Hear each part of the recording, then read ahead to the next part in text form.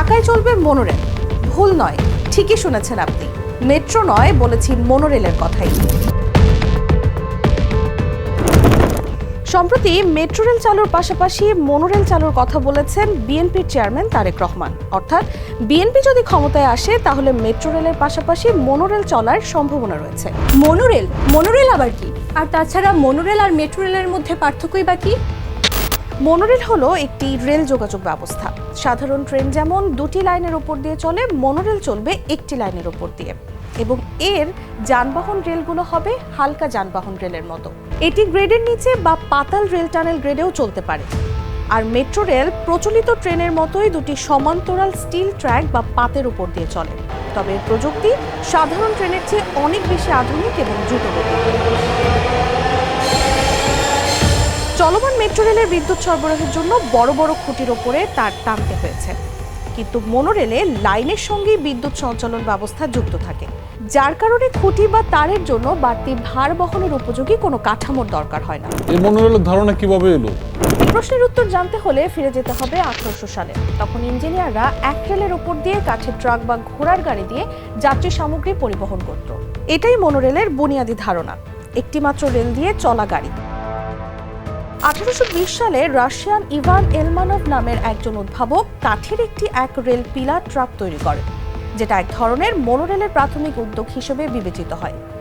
1821 সালে ইংল্যান্ডের engineer Henry Robertson Palmer monorail ধারণার পেটেন্ট নেন। আর প্রথম যাত্রী বহনকারী মনোরেল সিস্টেম হলো চেশন্ট রেলওয়ে, যা 1825 সালে খুলেছিল এবং তখনই বাস্তবে মানুষও এতে যাত্রা করেছিল।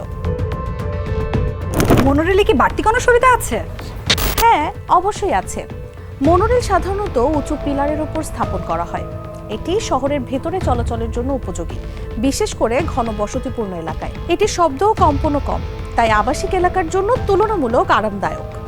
এছাড়া আলাদা ট্রাক হওয়ায় দুর্ঘটনার ঝুঁকি কম, সেই সঙ্গে চওড়া রাস্তা বা বড় জায়গার দরকার হয় না। ট্রাক কম হওয়ায় দেখভাল সহজ হয়। বিশেষজ্ঞদের মতে যানজট এড়ানো, জায়গা বাঁচানো আর আধুনিক শহরে পরিবহনের জন্য মনোরেল খুবই কার্যকর। পৃথিবীর আর কোনো দেশে কি মনোরেল চালু রয়েছে?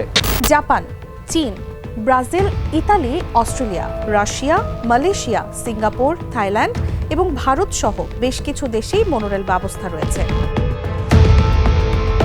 বাংলাদেশের প্রেক্ষাপটে মনোরেল কতটা উপযোগী? এক কথায় উত্তর দিলে হ্যাঁ। ঢাকা, চট্টগ্রাম, নারায়ণগঞ্জের মতো শহরে রাস্তার চাপ থাকে ভয়াবহ।